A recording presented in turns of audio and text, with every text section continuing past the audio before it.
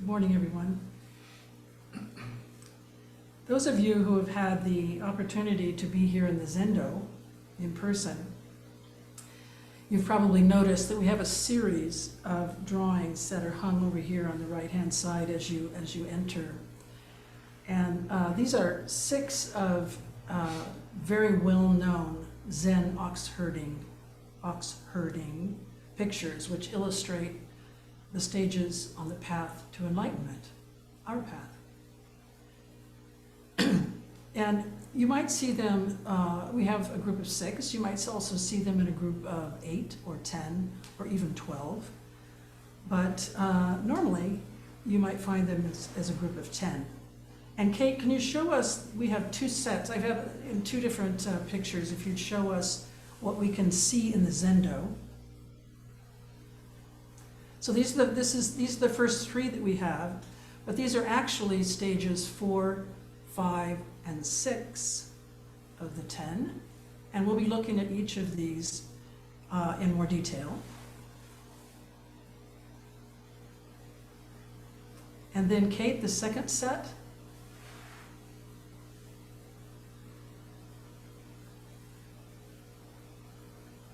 And this is 7, 8, and 9. So you probably have some idea, if you don't already know about this, you might have some idea of what these pictures are telling us. Thank you, Kate. So we can say that our spiritual path actually comes alive, pictorially, in the Zen tradition's ox herding pictures. And in these images, we follow a young ox herder whose quest leads them to first discover, then subdue, and finally train a wild ox. Really, their own heart and mind, in a process of transformation. The ox represents awakening, and the herder is us, the meditator, the seeker, encountering the sometimes difficult reality and challenges of our own spiritual practice. The ox herding pictures and the accompanying poems that usually come with them were originally created by 12th century Chinese master Guoan. And specifically, he did this to offer to practitioners a kind of map of the spiritual path. And while the images are presented in a sequence, we know from our own experience that our self-development and our own Zen practice is not really very linear. They do not, in fact, go in a straight line. Instead, we might find ourselves moving back and forth to and from various stages, kind of looping back and looping forward again, likely with more understanding each time around. The ox herding images are thought of as a boundless source of wisdom for those of us on the path, a source that we can return to again and again for insight and inspiration. And Kate, if you could show the pictures again, and we could just put the first set up, the first Zendo set. I'd like us to bring our attention to our Zendo pictures. Yeah, thank you. They're unique, having been commissioned by my root teacher, Myoan Grace Shearson, and eventually offered to our founder and guiding teacher, Myogo Mary Ellen McNeil. And if you look at them closely, you'll notice that the ox herder in our set of pictures is female. And that's not very common.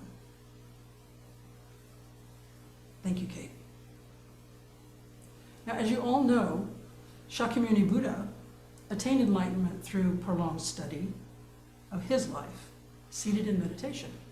And at the moment of his enlightenment, he directly experienced the very foundation of reality. And he exclaimed, "I and all beings and the great earth have at once entered the way." And he was pointing at his and our intrinsic perfection, our true nature, what we call in Zen true nature, which has always been there. Nothing to attain, nothing to acquire on this path. From the beginning, we're complete.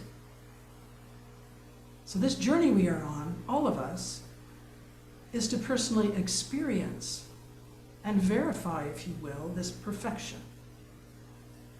So on our journey, like the Buddhas, it is to realize and return to our original perfect state, this true self. It's a ceaseless process of investigating, working through layers of conditioning, and studying ourselves and our lives. In his book, Riding the Ox Home, John Dado Laurie writes of the perils and the pearls of our journey, of our practice. And I like this. He suggests that the pearls are the discoveries within ourselves that nourish us and empower us and actually ultimately allow us to support others. They are shining from the beginning of our journey and they continue throughout our journey. Because in reality, our journey is a process of coming face to face with our original perfection, as the Buddha proclaimed. On the other hand, perils, we all know them, are our sticking places. These are our delusions, our distractions, these hornets' nests that kind of pop up in familiar and sometimes new ways throughout our journey. So the ox herding pictures were created as a kind of map of this terrain we've just been talking about, a description of the path which should not be confused with the actual path itself, because none of us experiences this path in exactly the same way. So the pictures offer a map that points to landmarks that we might encounter. And for some of us, this map might be very helpful.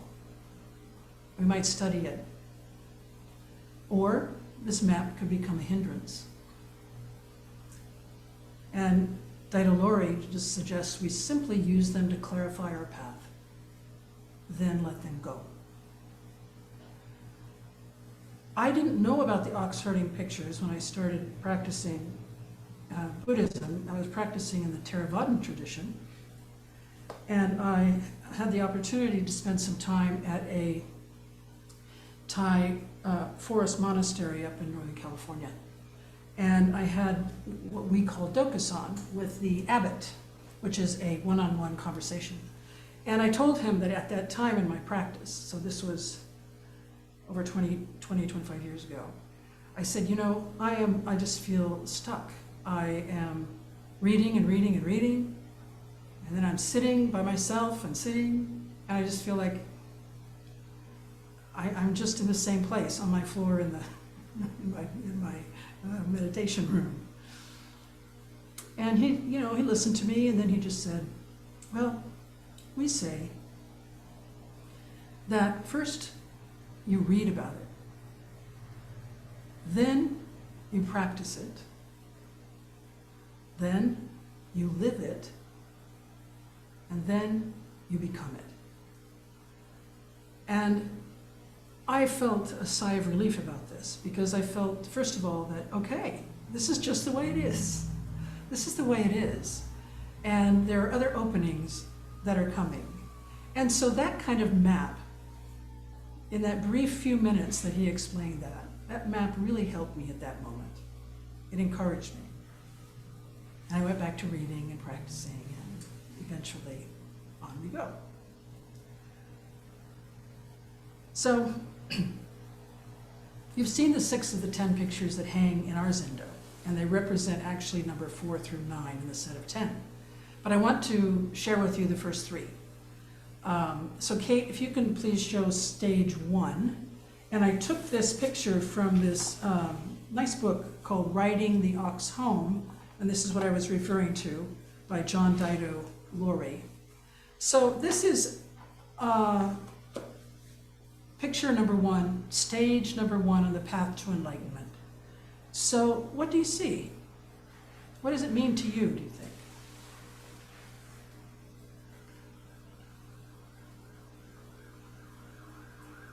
And while you're looking, I'll read you the accompanying poem.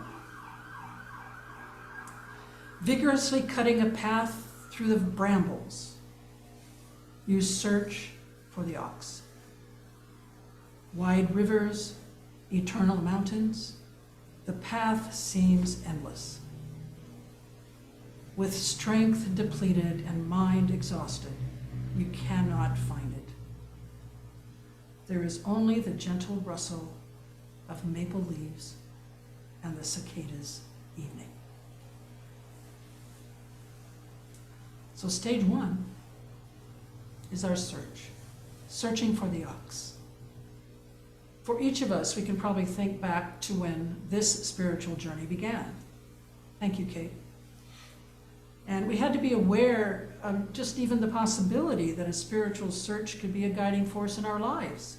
We had to accept that.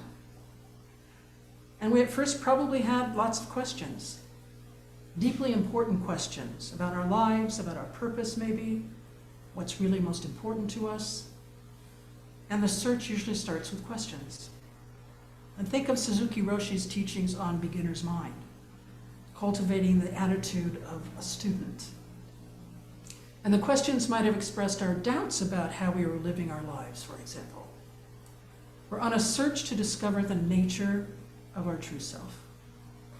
So we recognize our own aspiration to awaken to ourselves. And this is the beginning of the path.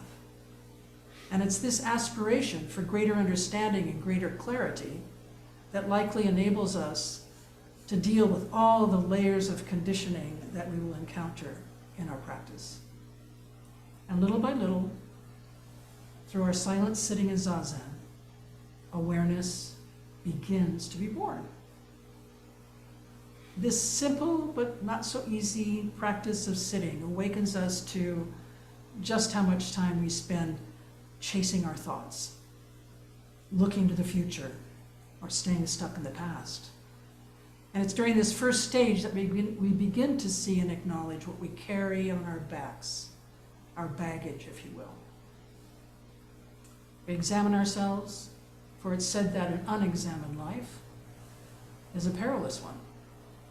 So we investigate and we wake up a bit during this self-examination. And we often might feel we can't really find our way. We may become discouraged, as there certainly is no end to what we are discovering about ourselves. And the path may not be clear to us, but we're beginning to learn to let go, to be more receptive to our own experiences. And eventually, we've developed our concentration and our ability to have a kind of single-pointedness of mind. And that allows us to move into what they're calling the second stage. And Kate, could you put up the stage 2, please? And while you're looking at stage 2, well, there we go. So what might this be?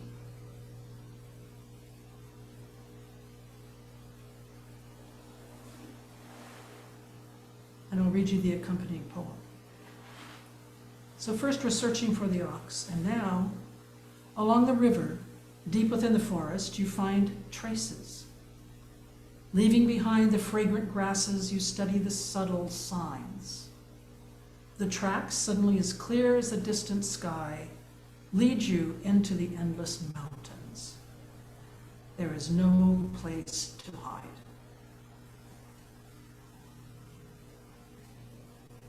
Stage 2, we are finding traces of the ox.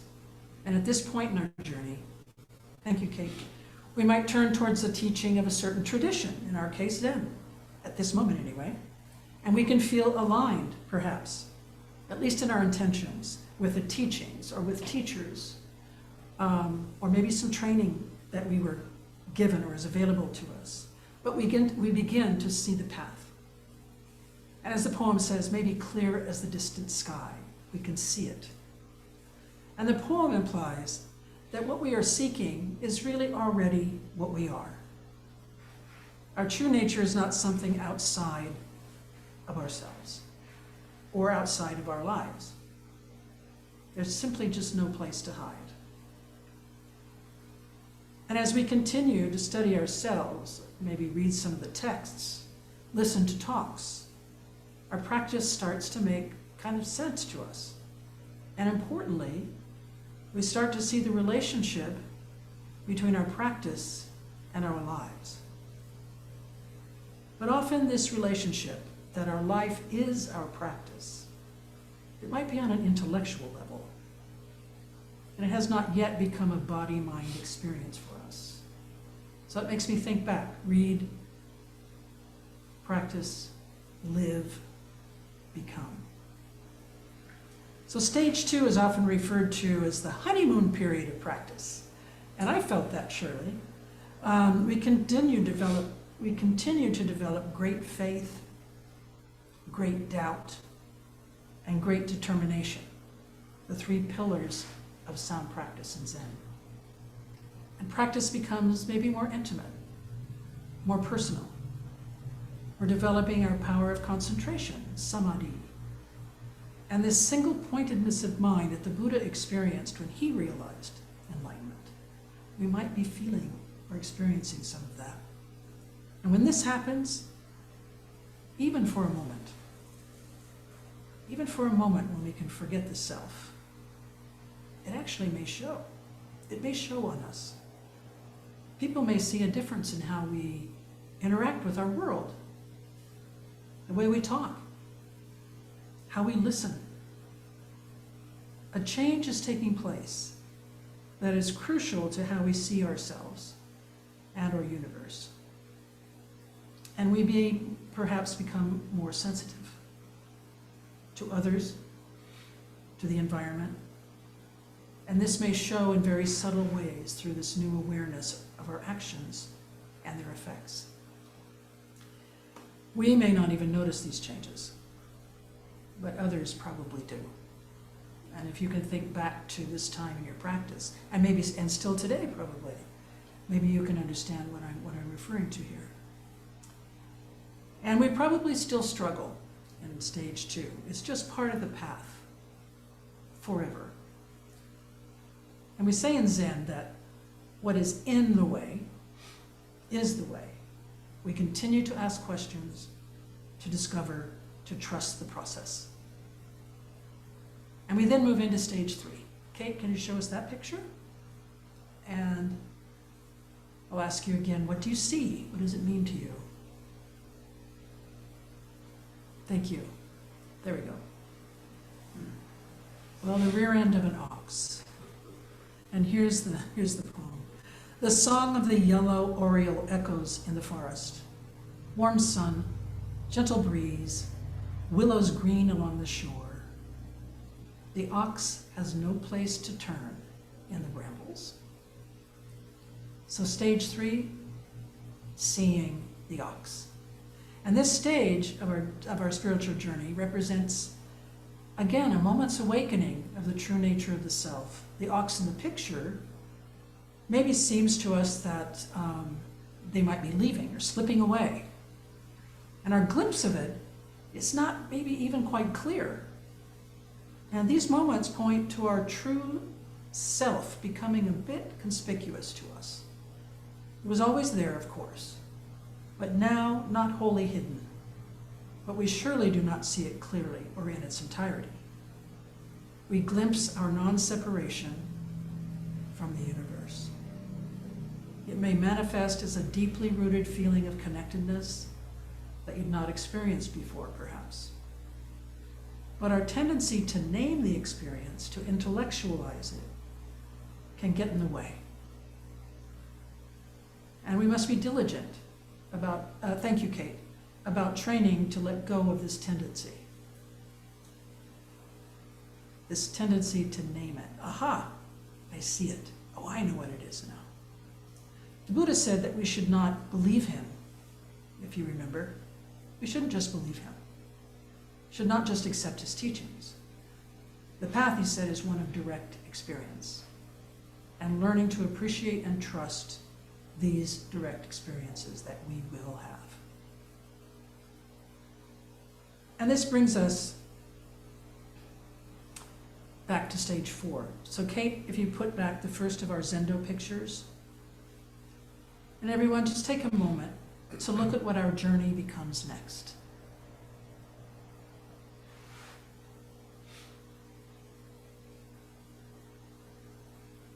I have to say that I realized in looking at this and reading and studying this a bit that these 6 are so appropriate for our Zendo right now.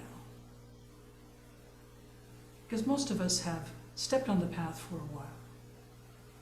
And here we are at stage 4, 5, and 6 and on. And we'll be looking at these in detail, of course, together. Thank you, Kate. But just as so many of us have remarked, that practicing in our discussions, that practicing together is an important and vital source of support for us, so too is the understanding that our journeys have had so much in common with each other. Great faith, great doubt, and great determination.